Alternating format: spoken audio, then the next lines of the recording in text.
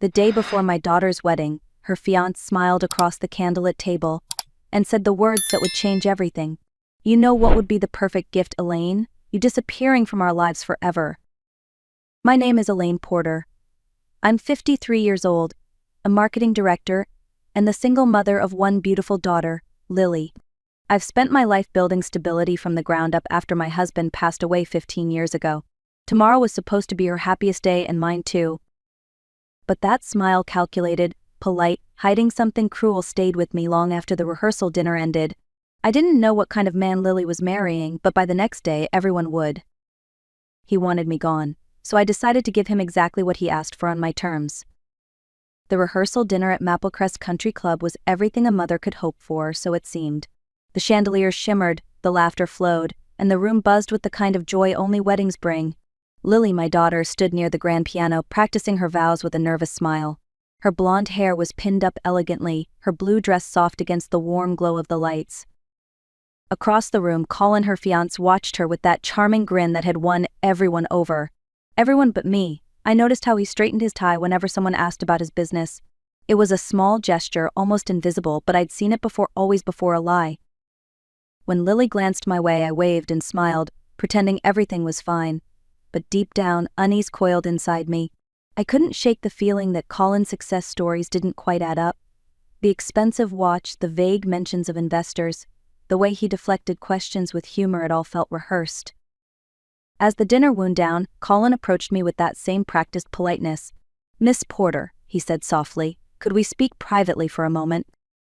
My pulse quickened, but I followed him. The hum of laughter faded behind us as he led me toward the library. His voice was pleasant, his posture relaxed, but I knew something was coming, something that would change everything. The library smelled of polished oak and old books, a place meant for quiet reflection, not confrontation. Colin closed the door behind us and turned, his smile dissolving like mist. "Let's skip the pleasantries, Elaine," he said, his voice calm but sharp. "I think it's time we had an honest conversation about tomorrow." I crossed my arms. What kind of conversation? He walked toward the liquor cabinet, poured himself a glass of brandy, and took a slow sip before speaking again. "About your role, or rather, your absence in Lily's future." I felt my stomach tighten. My absence. "Yes," he set the glass down and looked straight at me. "Lily and I have talked, and we both agree that you're too involved. Too controlling. We want to start our marriage fresh, without constant interference." I forced myself to stay composed.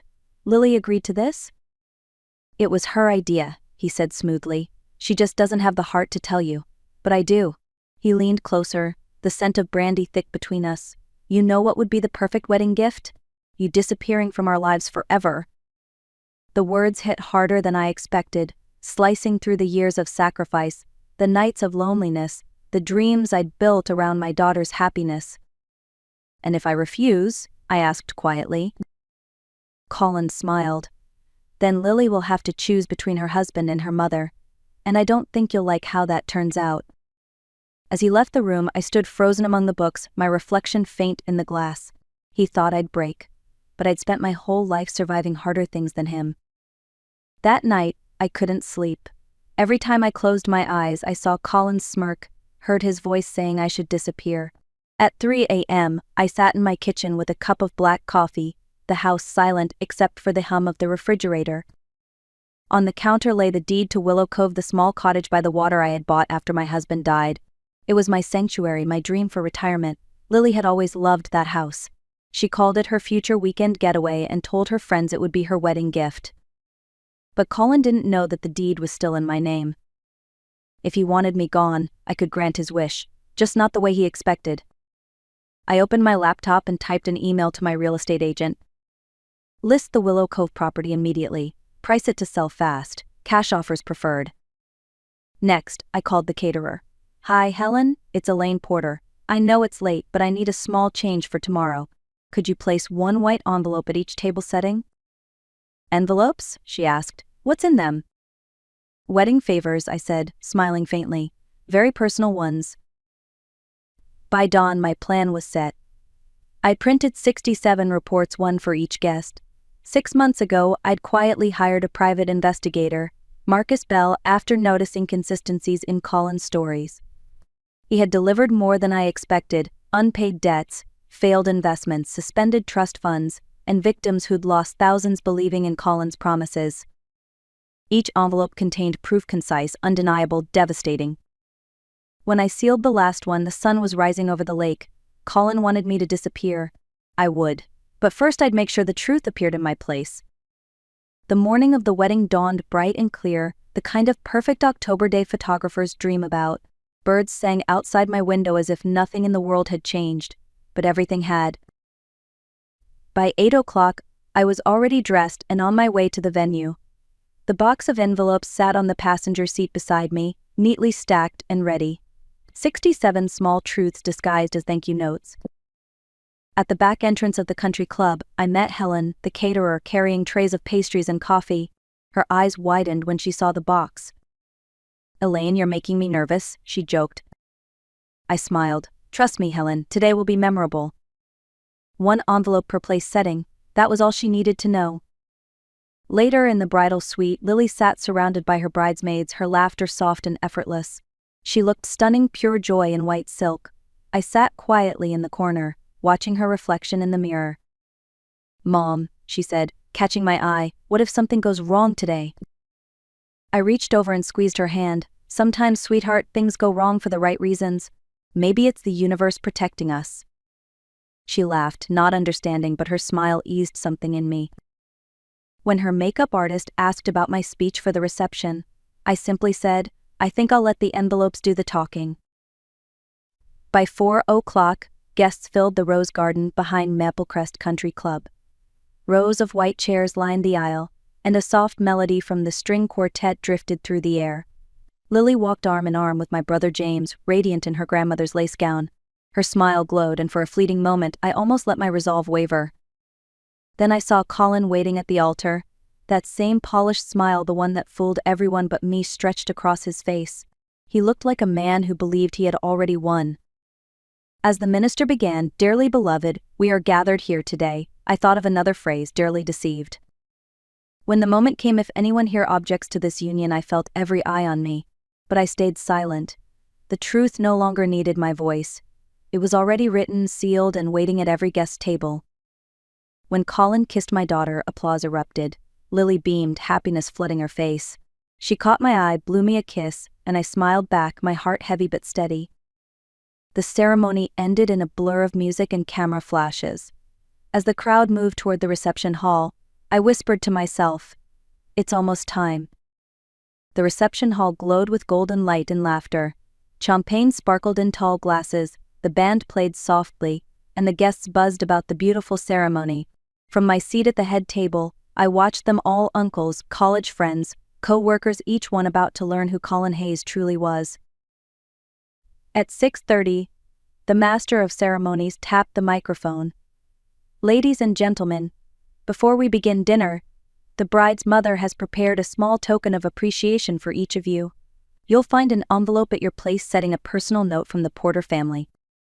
67 pairs of hands reached for 67 envelopes. For a moment, only the sound of tearing paper filled the air. Then came the first gasp from Colin's fraternity friend at table 3. Another followed from Lily's college roommate at table 6. Whispered voices grew louder, rippling through the room like a spreading storm. At our table, Colin's smile faltered. His eyes darted around the room as he sensed the shift in energy. "What's going on?" Lily asked, confusion creasing her forehead. One guest stood, clutching the papers in his trembling hand. "Colin, you told me that investment would triple in 6 months. You owe me $10,000.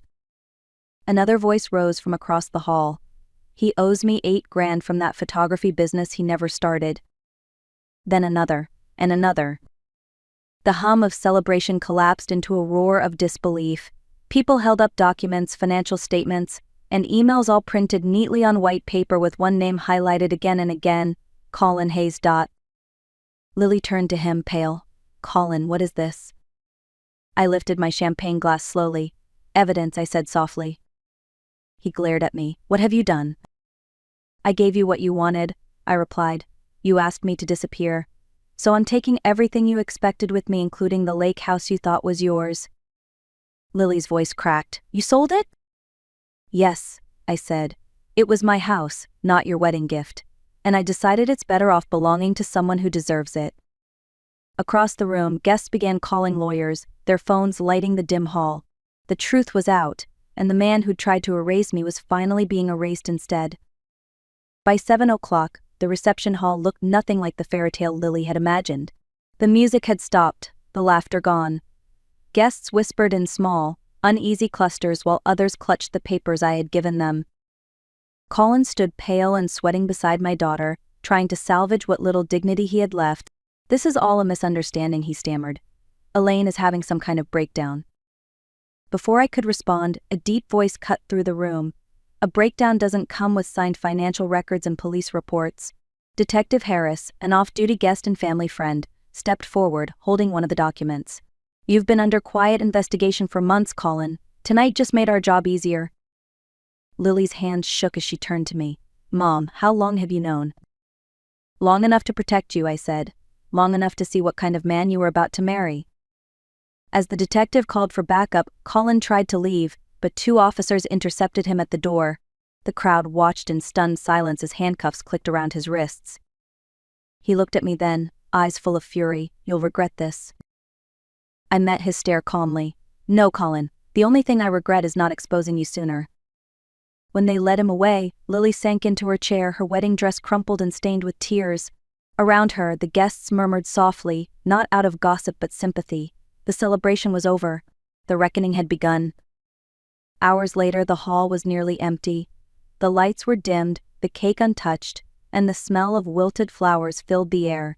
Lily sat beside me at the head table, her makeup smudged, her hands still trembling. "I can't believe this happened," she whispered. "Everything feels like a nightmare." "It's over now," I said gently. "You're free of him." She looked down at the engagement ring still on her finger, then slipped it off slowly and set it on the table between us. "How could I have been so blind, Mom? You made me think you were the problem, that you didn't respect our relationship." I took her hand. "People like Colin are experts at that. They make you question yourself until you can't see straight. But love doesn't isolate, it connects.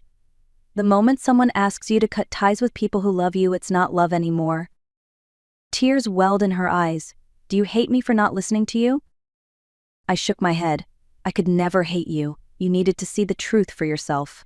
Sometimes pain is the only teacher strong enough to break the spell." For the first time that night, she leaned her head on my shoulder, and in the quiet ruin of her wedding, we began to rebuild what mattered most us. 2 days later, I sat at my kitchen table surrounded by folders, coffee cups, and the dull ache of exhaustion. The police had taken Colin's computers, phones, and documents, but something about his scam still felt unfinished. There was a pattern I couldn't ignore: names, numbers, and accounts that didn't belong to him alone. When my phone rang, I recognized the voice instantly. "Elaine, it's Marcus Bell. I think you should see what I found." He arrived within the hour, carrying a manila envelope. Inside were photos Colin meeting with another man in a hotel lobby, exchanging what looked like files and envelopes of cash. "His name's Noah Clark," Marcus said. "He's Colin's business partner and he's already moved on to another family." He laid out more photos, an elegant woman in her 50s, a younger woman beside her. "Julia Whitmore and her daughter Ava," Marcus explained, "widowed, wealthy, and connected to the same social circles as you. Clark is dating Ava right now, just like Colin dated Lily." My stomach dropped. It was the same scheme all over again: target the daughter, gain the mother's trust, and drain them both. "What do we do?" I asked. Marcus looked me straight in the eye. "We stop him before they lose everything." For a long moment, I stared at the smiling faces in the photographs, the next victims who didn't yet know the danger they were in. Then I nodded. "Set up a meeting with Julia Whitmore. If they think they can keep doing this, they've picked the wrong mother to underestimate." The following week, Julia Whitmore welcomed me into her home, a grand, ivy-covered estate overlooking the Hudson River. She was graceful, intelligent, and kind, the kind of woman people instinctively trusted. When I explained who I was, and what I suspected about her daughter's boyfriend, she didn't want to believe it. No mother ever does. But when I showed her Marcus's photos, and the bank records linking Noah Clark to Colin Hayes, disbelief turned to dread. "My daughter adores him," Julia said quietly. "She thinks he's perfect." "I understand," I replied. "So did mine." Together we agreed on a plan. Marcus would set up hidden cameras around Julia's dining room. Detective Harris would be stationed nearby, and Julia would invite Noah to dinner under the pretense of a casual family evening. I'd be there as a friend from the country club. The night of the dinner, the atmosphere was perfectly normal. Candlelight, wine, laughter. Noah was charming, too charming. He spoke about his consulting business, about his clients overseas, slipping in all the same vague phrases Colin had used. When Julia mentioned her late husband's foundation, Noah's eyes lit up. A cause like that deserves smart investment. Maybe I could help you manage those accounts. Marcus's camera caught everything, the gleam in his eyes, the practiced confidence. Julia tilted her head and asked casually, "Did you go to Stanford, like you told Ava?" "Of course," Noah said smoothly. "That's strange," Julia replied, her tone mild. "My brother teaches there. He's never heard of you." The silence that followed was sharp enough to cut glass. Then Detective Harris entered from the kitchen, badge visible. "Noah Clark," he said evenly, "I think it's time we talked about your business ventures and your partner Colin Hayes." Noah froze, the mask cracked, and in that frozen moment, Ava realized who she'd really been dating. After that night, everything happened quickly. Noah Clark was arrested within hours, and his connection to Colin's fraudulent network unfolded like a web. Dozens of families across several states had fallen victim to their schemes. Julia and Ava gave full statements, and their cooperation helped investigators piece together the scale of the operation. For weeks afterward, I kept thinking about all the women who never got the chance to see the truth before it was too late, the ones who lost their savings, their confidence, or their sense of trust. That's when the idea for second chances began to form. Lily and I used the money from the sold lake house to open a small foundation downtown. We offered guidance for people caught in manipulative relationships, resources for financial fraud victims, and a network of investigators who knew the warning signs. Julia joined us on the board, while Ava volunteered to speak with young women who'd been targeted. What started as one act of revenge slowly became something greater, a mission to protect others. One afternoon, Lily said softly, "Mom, maybe losing everything was how we found our real purpose." I smiled. Maybe disappearing was exactly what we needed to come back stronger. It's strange how life works. The man who once told me to disappear ended up vanishing himself, taken away in handcuffs, remembered only for the damage he caused. But what he didn't realize was that his cruelty gave me clarity. I used to think protecting my daughter meant shielding her from pain. Now I know it means helping her face the truth, no matter how much it hurts. Real love never asks you to erase yourself. It doesn't isolate you or make you choose between the people who care for you. It stands beside you even when everything else falls apart. If you're listening and something about your story feels wrong, trust that feeling. Write down the facts. Look closer. You might be saving your own life. Thank you for watching. If this story spoke to you, share it with someone who needs to hear it. And don't forget to like, subscribe, and tell us where you're watching from.